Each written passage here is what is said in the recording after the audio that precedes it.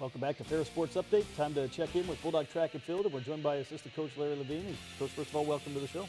Well, it's great to be here. Thank you. Obviously hard to believe, but the indoor season quickly winding down as you have the GLIAC Championships coming up this week. And I know it's been a good indoor season. Just talk about how the season maybe overall has went so far. Well, we've had some really good performances. We've had some people really come up into the conference itself as far as being ranked in top 10 and such as that. It's been difficult on the track and field side without the distance because they're used to being outside all the time anyway. But the weather the last few days, or the last few weeks, has just been horrible.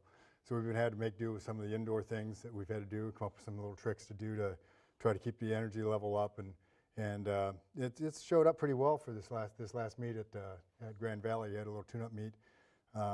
Some events like the distance did some faster, shorter things to get ready for next week, while the other events we had some good performances that either PRs or season bests leading up to the conference meet.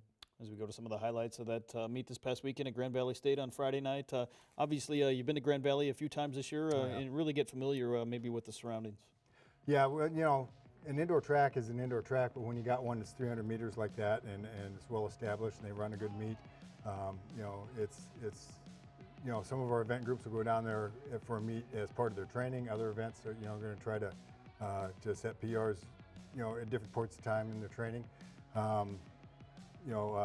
This last week we had, I want to say 4 or 5 people PR. We got a number of people on the top 10 the conference list. Stanley Williams in the long jump, and our 2-time All-American Cody in the weight throw. On the women's side, we have a number on in the top 10 ranked in the conference. Jen Eaton in the 800, Bree in the shot put, Bree Copley in the shot put.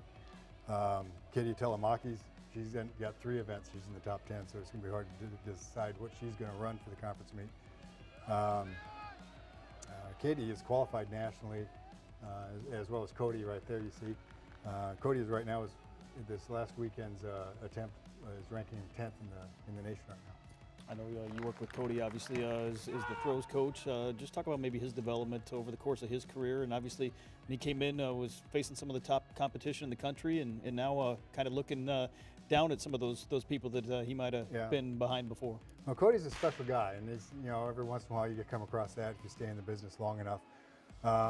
Was not a highly recruited athlete, but come from a good program in Cadillac, and was a big, strong kid, and that was the #1 thing I saw in him. He had some injury problems early on in his career, which actually I think made him better because it allowed him to become more of a student of his own event rather than always trying to compete for the next possible thing. So, in the end, he came out as he's been a 200-footer in the hammer throw for a couple of years now. Last year, he set a PR of over 68 feet in the weight. And this year we've been trying to really concentrate on making his outdoor performances even better. So the weight throw we've had a slower progression towards. I'm real proud of Cody, and hopefully he can compete after his collegiate career is done and go on and do some even bigger things. Obviously, this past weekend at Grand Valley State, and you had 20, I think, top 10 finishes in that performance at the Grand Valley State tune-up meet, and obviously facing some tough competition as you do each and every week against some of the top competitors from around the Midwest. Yes. Any meet down through there is always going to attract people all the way from Illinois. Gosh, the meet before we had some people from Washington. So I mean, people come there because it's a fast track and there's good competition. The GLIAC has some of the best competition in the nation in almost every event going on there. Well, like I said, our training is we have to compete with not only other people but with our weather and things like that. So we try to pull out all the stops these last couple weeks and just try to let them sink into the conference meet as it comes in now.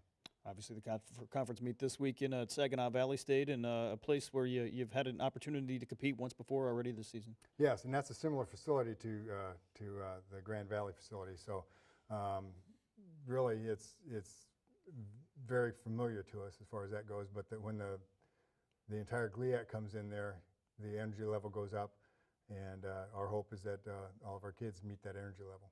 Obviously, you mentioned already the GLIAC, one of the toughest conferences in Division II in the country, and you certainly, if you can go there and compete, you have a chance to compete maybe against some of the nation's best. Yes, yes. Well, this is my favorite time of the year because this is where you find out if your training program really worked, the little tricks that you had to do to overcome things like the weather, whatever kind of voodoo you end up throwing out there for these kids. And that kind of started, the taper kind of started the middle of last week.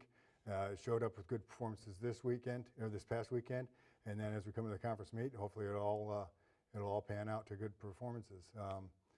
It's track and field. You can't play defense in track and field. It's all about offense. We've been training our offense really hard. Obviously, the goal is to get as many kids qualified as possible for the national championships coming up in March out in Pittsburgh, Kansas, before you turn your attention to the outdoor season. Yes, yes. Right now we have Katie and Cody, and hopefully the taper will bring us all into these even higher level of performances to get higher up on the national list. Obviously, I know Coach Kelsch works more with the distance runners. They train year-round, going from cross-country season to track. Just talk overall maybe about the training program and how important it is to really establish that base going into a conference championship. Right. Well, a lot of teams, and us included, are better outdoor teams than are indoor teams. So you try to keep that as your focus as well, and realize that it's not just an 8-week cycle that you're going into. You're training all the way to get to the nationals, the outdoors as well. So we have to keep that in mind as we train our athletes and make sure that they don't get overtrained or get run into injury problems. And we need to also make them be interested enough in their training that they're fully invested in it at all times.